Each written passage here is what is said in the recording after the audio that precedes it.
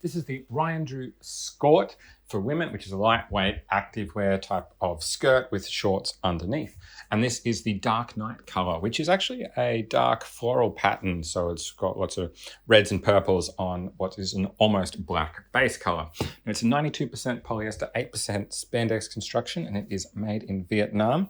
As you just saw, it's got those little slit details down the side there. Now, my wife commented that the sizing for this runs true. It fit her as she would expect for this size.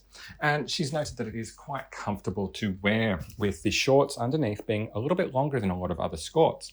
Now it has two front pockets, which are not zippered. They're just slide-in pockets, and they are big enough to fit an iPhone 12 or 13 quite comfortably, and probably bigger ones as well. Now, the inside of these is a white lining, and it is quite a stretchy material, this fabric.